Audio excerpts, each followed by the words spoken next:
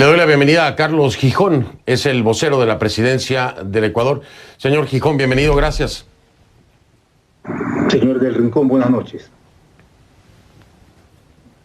Buenas noches. Oiga, me preocupa mucho el tema de la politización de este tema, incluso de que se hable por ahí o intenten presentarlo como, además de la conflictiva que se vive, por supuesto, en el tema carcelario, como un tema que busca desestabilizar al gobierno del presidente Lasso, cuando realmente pues, estos hechos por sí solos lo han desestabilizado. ¿Le parece una retórica prudente? ¿Le parece que es el momento de llevarlo a ese plano o siquiera sugerirlo cuando hay una emergencia tan grave y masacres tan aterradoras en un centro penitenciario? Bueno, la masacre del sábado tiene unas particularidades interesantes, por decirlo de alguna manera.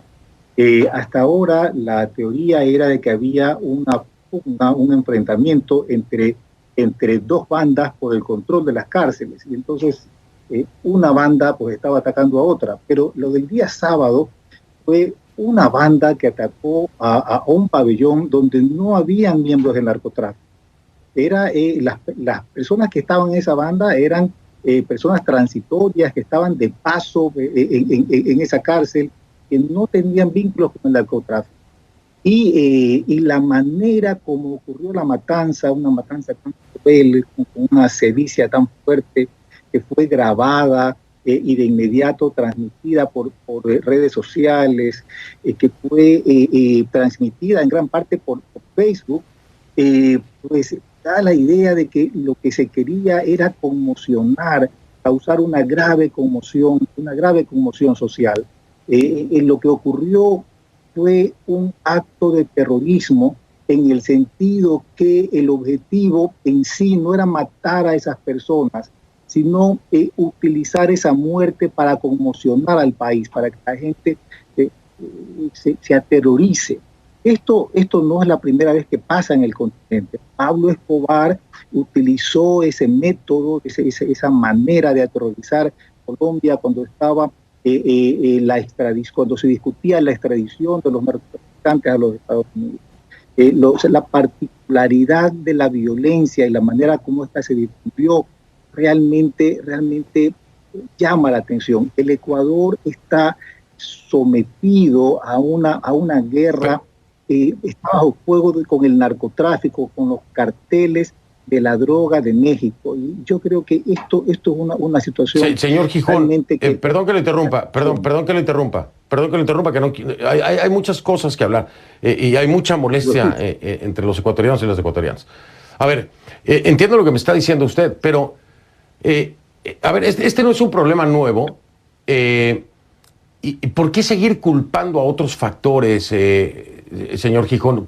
Es decir, si no es porque es un problema añejo, donde hubo descuido, falta de inversión, es porque entonces hay señales extrañas de que pudo haber sido un movimiento para conmocionar, pero no se asume como, es una falla del Estado ecuatoriano, es una falla que ya usted y yo la platicábamos en ocasión anterior, donde aplicarían medidas inmediatas para controlar esto y que no se volviera a repetir. Se ha vuelto a repetir con la misma dimensión.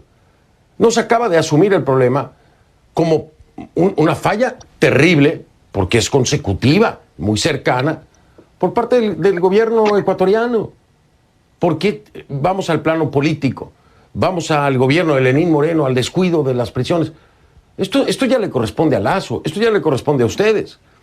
Y si fuera un movimiento político buscando crear una gran conmoción, también les corresponde a ustedes. Y habla de una incapacidad enorme del gobierno para controlar una cosa y la otra, ¿no le parece? Una incapacidad enorme del Estado para enfrentar esta guerra con el narcotráfico, los carteles y con los carteles de la droga. O sea, realmente es fuerte y complicado. Lo que usted está diciendo no se opone a lo que estoy diciendo yo, es complementario. Es complementario. Voy a marcar pausa para preguntarle. Es complementario. ¿Y qué tiene que ver la reacción tardía? 15 horas para emitir el primer pronunciamiento. 15 horas. señor Gijón, ¿cómo justifican esto? Crean mucho más especulación y mucho más conmoción y mucho más nerviosismo cuando un gobierno no puede responder de inmediato a una emergencia de esto. ¿Qué fue lo que pasó? ¿Por qué 15 horas para el primer pronunciamiento? Me lo dice después de la pausa, por favor. Regreso un momento y le doy la palabra para que me responda. Es Carlos Gijón, vocero de la Presidencia del Ecuador.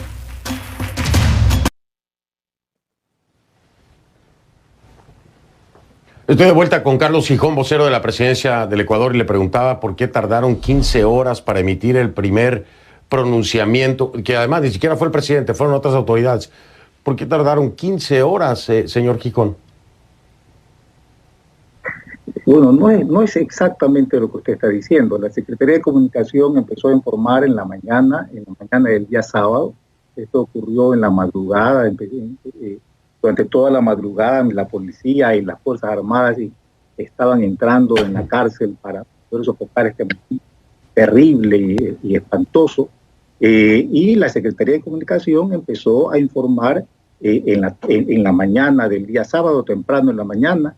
El presidente de la República se reunió con su gabinete de crisis en la mañana del día sábado y yo hice las primeras declaraciones públicas compareciendo yo mismo en la tarde del día sábado cuando ya se controlaba el penal, cuando la policía estaba controlando, había restablecido el control con ayuda de las Fuerzas Armadas en la penitencia del litoral. Pero la SECOM, perdón señor Gijón, pero la SECOM no informó nada. La SECOM no informó nada, la Secretaría de Comunicación no informó nada. No es cierto lo que usted está diciendo. La Secretaría empezó a informar en la mañana. Perdóneme, no me diga que no es cierto, porque tengo la fuente directa, perdóneme, señor Gijón, tengo la fuente directa que ha dado el seguimiento a esto y que tiene el conteo de las horas hasta que la Secretaría de Comunicación dé una información. O sea, a mí no me diga que no es cierto, eso es cierto. Una cosa es que hayan dado información, otra cosa es que haya un pronunciamiento. El pronunciamiento se dio 15 horas después. Entonces, es cierto. Y la pregunta es esa. Esto lo di yo en la tarde. Informar es una cosa, un pronunciamiento en donde ni siquiera sale el presidente es otra. Bueno, la política de comunicación la decidimos nosotros. Nosotros consideramos que en la tarde podíamos salir con información clara, precisa, estábamos ya en control de la situación, podíamos informar lo que estaba ocurriendo, teníamos una certeza ya en ese momento. La situación era extremadamente complicada. Esa respuesta sí se la acepto, señor Gijón. Esa respuesta sí se la acepto. Pero que me diga que no es cierto, no se la acepto. Y ya ve como usted sí es cierto. Pero es una respuesta entendible. Aquí lo único que hay que hacer es responder. Me ha respondido, bueno, perfecto, se respeta. Tenían ya todos los elementos suficientes para poder dar un pronunciamiento responsable, vamos a decirlo así, con todos los haces en la mano. Cuando yo salí, lo entiendo. Cuando yo salí en la tarde, exacto. Pero ya en la mañana habíamos empezado a informar. Ahora, claro, y yo no le dije que no habían informado. Yo le dije claramente, el primer pronunciamiento se dio 15 horas después. Y ahora usted me está confirmando lo que yo le dije, para que vea usted cómo son las cosas. Ahora, preguntarle, ¿por qué no fue el presidente? ¿Por qué el presidente lo hizo este lunes cuando ya se había creado una conmoción? Porque la noticia como tal ya había conmocionado al país. ¿Por qué hasta el lunes el presidente Lasso es que aparece? Porque consideramos que cuando ya estaban controlado completamente el penal con los 1.000 efectivos que entraron la mañana del día lunes, cuando el presidente de la República se había reunido con las otras funciones del Estado, cuando se había llegado a un acuerdo con las otras funciones del Estado para encarar esto unidos, ¿no? Todos unidos en esta crisis tan grave, entonces consideramos que el presidente de la República debía salir a informar y a dar una versión final de la crisis. Y eso es perfectamente entendible. Se pensó hacer una cadena nacional la noche del domingo, pero no estaban todos los elementos todavía terminados. Se pensó que era mejor reunirse con las otras funciones del Estado en una política global, reunirse con la presidenta de la Asamblea Nacional, con la Corte Nacional de Justicia. Esa reunión se dio el día lunes, fue una reunión muy buena. se llegó a consensos importantes, y entonces pues el presidente de la República salió en cadena el día lunes. Y me queda muy claro, me queda muy claro que la política de comunicación la definen ustedes. Concretamente, tiene usted toda la razón. Sí. Ahora, yo le digo algo. No quiere decir que su política de comunicación sea la mejor, eso sí. Se lo digo nada más por ahí, pregúntenle a los ecuatorianos. Sí, oiga, me tengo que despedir. Brevemente. ¿Pueden dar una garantía de que esto no va a volver a ocurrir a todos los ecuatorianos y ecuatorianas? ¿Pueden o no pueden? Nada más, muy breve, por favor, señor Gijón. Mire, el gobierno nacional está tomando todas las medidas para evitar que esto suceda, y la parte importante aquí es que las Fuerzas Armadas han ingresado penal, y las Fuerzas Armadas van a ser una pieza fundamental en el control de las cárceles. Esto es algo que no se había hecho antes, porque había una discusión sobre si las Fuerzas Armadas deben o no participar en este tema. Sí, y ese es otro elemento tema nuevo. Y ese es otro tema. Las Fuerzas Armadas.